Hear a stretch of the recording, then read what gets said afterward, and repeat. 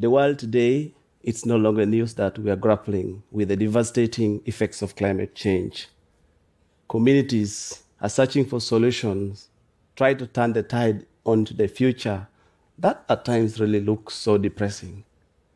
And there is no place this is more real than in the continent of Africa. But of course, conversations about climate change often miss out on accounting for the most critical barrier to climate solution, which is conflict. I got to know about this through my personal experience as a survivor of war, but also working with a population that has been living through conflicts for years. If you may, I would love to share with you a story based on my personal encounter with the communities that I work with and who are going through the difficult times of climate change. I'm from Uganda. Recently, in my home district of Lira, a woman was arrested because she had cut the shea trees and burnt the charcoal into fuel. And it's a crime in Uganda. I saw her being walked to the police station, and I decided to ask her, I said, "My sister, I see you are being taken and you'll be charged for this crime. But I have a question for you. If you were forgiven for this crime today, do you promise that you will never do it again?" The frustrated woman looked at me and told me and said, "You know what? Even if they release me right now, I will do it again. I will do it again because only through burning charcoal that I can raise money to pay for my children's education. And it's only through burning charcoal that I can raise money to meet the medical bills for my children who are always falling sick of malaria. So the truth is, I will do it again." This is the story for many in Uganda. Beautiful country with so much potential, but always undermined by a near constant state of violent conflict. And you know, in a community where poverty and unemployment is so high, fight against climate change is almost a losing battle. But when you look through across Africa, you find that most of the countries most vulnerable to climate crisis are going through some sort of conflict. When you look through Sahel region, you find there's always constant attack, clashes between the herding, the farming, and the fishing communities over diminishing land and water resources. Of course, with not so much option, humanity will always do anything possible for survival. I remember this firsthand when I was growing up as a child in war zone in northern Uganda. I myself had to cut the trees, to burn charcoal, to raise money, to meet the basic needs, but most importantly, pay for my education. An education that has enabled me to be able to stand before you to give this speech today. Now the big question is, how can we make it? What can we do to create an alternative to environmental destruction and provide economic means that will support conditions necessary for peace? That's the biggest question we should be asking ourselves today. I think about this a lot through my work at African Youth Initiative Network, INET, where for decades we have been supporting war survivors from Uganda, from Congo, from Sudan and South Sudan. And we have been able to mobilize young people to make them game changers for peace and development. We mediate in community conflict and supported agricultural activities as a mechanism to provide youth economic alternative to violence. And we have been successful. So the success of this work we have done is a clear manifestation of how a local initiative can greatly impact on economic empowerment, on conflict resolution, and on climate change. And every time I think about this, I do believe this is an opportunity for Africa to also impact on the world peace. And I sincerely know for sure that for us to achieve this goal, the following 3 points have always come very strongly in my heart. And first is, we need to change the way we're talking about climate change. It is time that we take the climate dialogue beyond just mere weather patterns and allow people understand what they are fighting for, who they are protecting, what will they win or lose based on their action or inactions. This has always helped us. I remember early last year, I went to my village with my twin brother, Jack. We were welcomed by one of the community elders, Charles. He was so happy to see us, to welcome us home, and he was sad that he couldn't give us some sugar cane, which used to be his traditional gift to us, simply because the wetland that used to grow sugar cane had dried up. And he was really sad about it.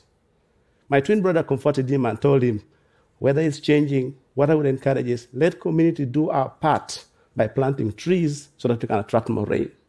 When he heard this, he asked my brother, said, Mr. Opio, are you saying, as you are saying, trees is good to bring rain, now that you have planted so many trees in your community, is it raining in your garden?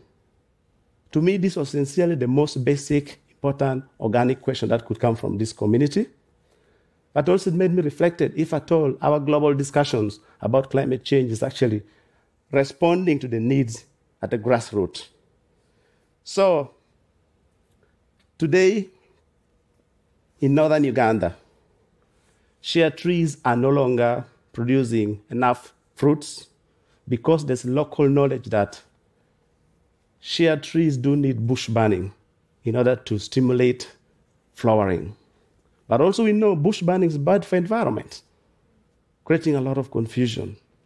And this brings in the issue that contradictory account from experts, from activists, from the government, which leaves the local communities as collateral victims of global disagreements. And this has kept every one of us in the merry-go-round of climate confusion. Secondly,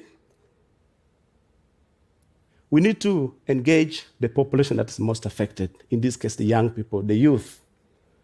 With 70% of Africa below the age of 30, youth represent the largest demographic opportunity for the continent.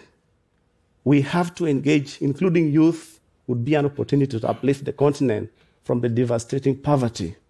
And excluding young people in all the climate activities will benefit conflict. So we must engage young people. This is because we do know youth are the legitimate owners of the future, so their inclusion is mandatory. And finally, as we seek to mitigate the effects of climate change and conflict, it is time to hold corporations, government, and individuals accountable for committing climate crimes home and abroad. This should be done by establishing international climate courts. Today, the world is celebrating the transition to clean energy. We are celebrating the progress, but we cannot celebrate the transition to clean energy while being silent about the death and suffering of millions of people.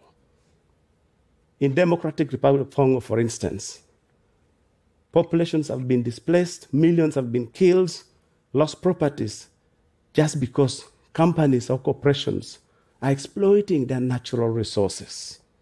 And we have seen also rebel groups fighting to take on the fertile lands rich with minerals in the Democratic Republic of Congo. The truth is, the suffering, the death, the inhumanity we are seeing in Congo is a proof that the road to clean energy is so far the dirtiest road on the planet. Of course, I'm also worried. I'm worried that the climate crisis will leave the world more divided, especially between the global north and the global south. I'm also worried that the rich and the poor will be divided, the rural and urban.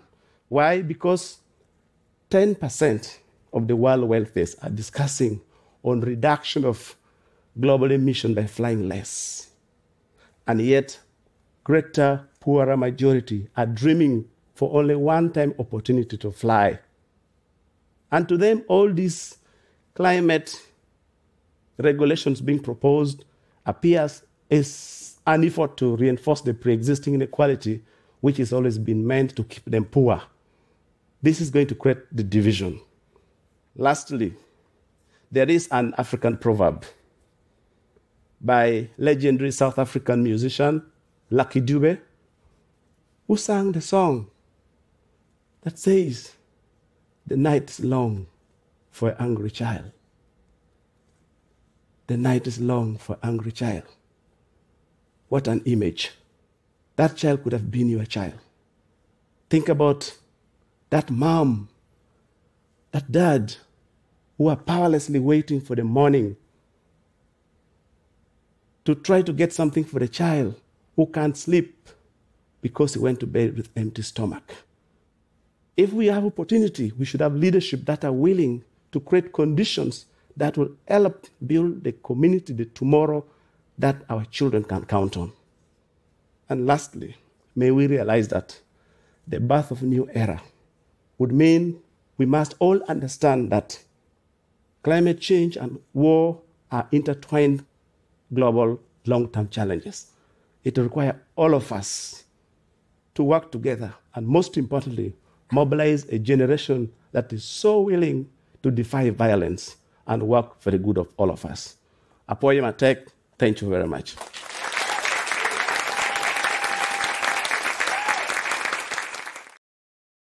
恳请点赞，订阅我们的频道，一起学习演讲中的实用英语。